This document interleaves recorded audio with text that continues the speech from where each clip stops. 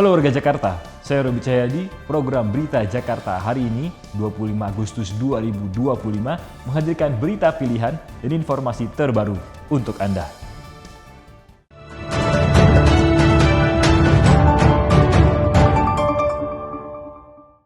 Warga Jakarta, sebelum kita ke berita utama Berita Jakarta hari ini, dari meja redaksi telah kami siapkan 3 berita pilihan dari website beritajakarta.id berikut ini. Informasi pertama, pemerintah Provinsi DKI Jakarta akan mempercepat pengerjaan proyek infrastruktur dengan sistem 24 jam non-stop untuk mengatasi kemacetan di Jalan TB Simatupang. Selain rekayasa lalu lintas melalui jalan tol pada jam sibuk, Pemprov DKI juga akan mengkaji pembangunan terowongan atau jalan layang di kawasan TB Simatupang. Masyarakat dihimbau untuk beralih ke transportasi umum untuk mengurangi kepadatan di Jalan TB Simatupang. Informasi selanjutnya, Pemprov DKI Jakarta akan menunjukkan komitmennya mengurangi emisi gas rumah kaca dengan menggelar pelatihan penggunaan Sistem Registri Nasional atau SRN serta penyusunan dokumentasi mitigasi bersama stakeholder lain. Kegiatan ini diharapkan dapat menjadi alternatif pendanaan dan mempercepat pencapaian target net zero emission pada tahun 2050. Penerapan nilai ekonomi karbon juga menjadi langkah strategis untuk menjaga lingkungan hidup sekaligus mendukung reputasi Jakarta sebagai kota ramah lingkungan. Kemudian ada informasi untuk memperkuat kemitraan Sister City serta membuka jalan kerjasama lebih konkret. Wakil Gubernur DKI Jakarta Rano Karno bertemu dengan penjabat Wali Kota Istanbul Nuri Aslan di Turki.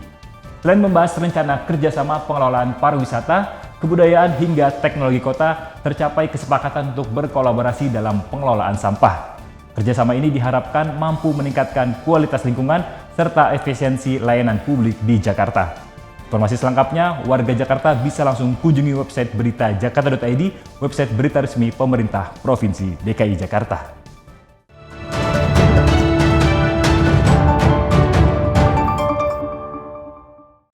Kita beralih ke berita pertama Berita Jakarta hari ini.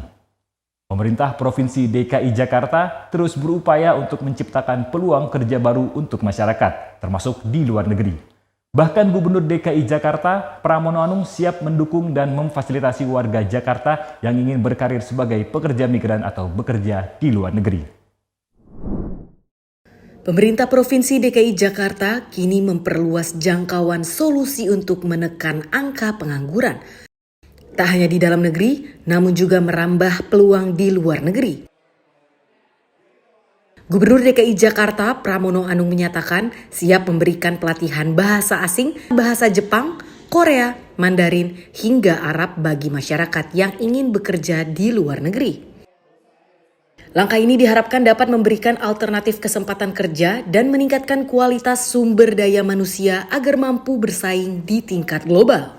Kalau mereka mau bekerja di luar, maka pemerintah Jakarta akan memberikan support. Jakarta ini memang lapangan kerja dibandingkan dengan provinsi lain pasti jauh lebih tinggi.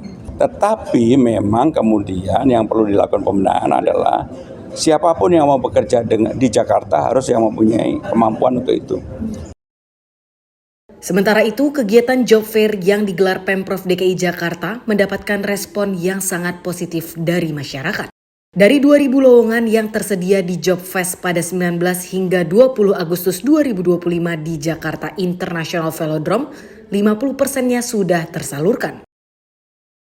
Keberhasilan ini menunjukkan bahwa keterampilan dan kompetensi merupakan kunci utama bagi para pencari kerja untuk bersaing di dunia kerja.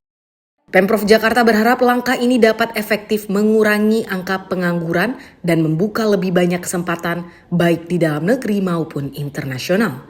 Tim Berita Jakarta melaporkan. Kita beralih ke berita selanjutnya. Digitalisasi di 20 pasar tradisional Jakarta ternyata tidak hanya mendorong peningkatan transaksi yang naik hingga 47% dalam 1 bulan, tapi juga mampu menurunkan tingkat kriminalitas mulai dari aksi pencopetan hingga premanisme. Pemprov DKI Jakarta bersama Perusahaan Umum Daerah Pasar Jaya, Otoritas Jasa Keuangan, serta Bank Indonesia menggelar lomba digitalisasi pasar. Kegiatan yang melibatkan 20 pasar di Jakarta ini sukses meningkatkan penggunaan transaksi non-tunai KRIS dan mesin EDC. Bahkan, selama periode lomba, penggunaan transaksi digital naik hingga 47%. Gubernur DKI Jakarta Pramono Anung mengapresiasi tingginya antusiasme pedagang pasar dalam mengikuti lomba digitalisasi pasar tahun 2025. Saya berkeyakinan dengan digitalisasi ini akan mempermudah, mengurangi premanisme, copet juga makin nggak ada. Yang mau dicopet apa kalau semuanya pakai digital begitu. Tetapi yang paling penting adalah mempermudah, dan keuntungannya bagi pemerintah Jakarta, pajaknya pasti akan secara otomatis karena transaksinya terbuka, pasti pajaknya juga akan mendapatkan hasil yang baik tanpa harus menaikkan nilai pajaknya.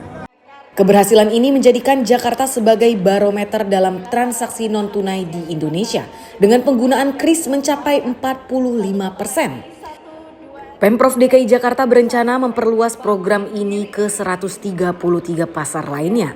Selain memudahkan transaksi, digitalisasi pasar juga diharapkan mampu menekan angka kriminalitas seperti pencurian dan premanisme. Tim Berita Jakarta melaporkan.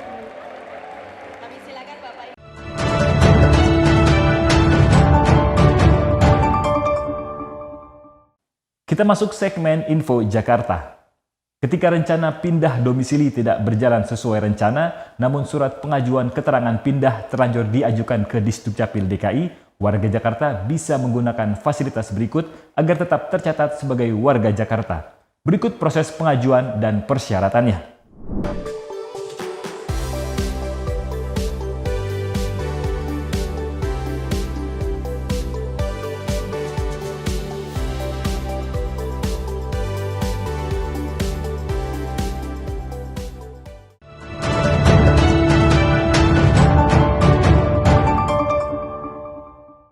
Beralih ke informasi cuaca.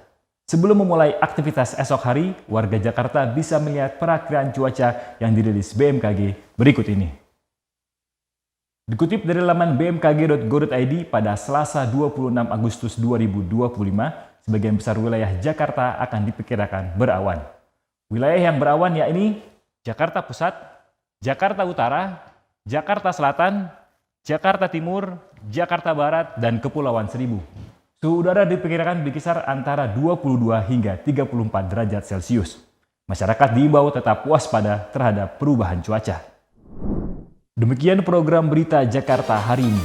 Saya Robi Cahyadi dan tim redaksi yang bertugas undur diri. Menyongsong 5 abad Jakarta, jati diri Indonesia, megapolitan dunia. Sampai jumpa.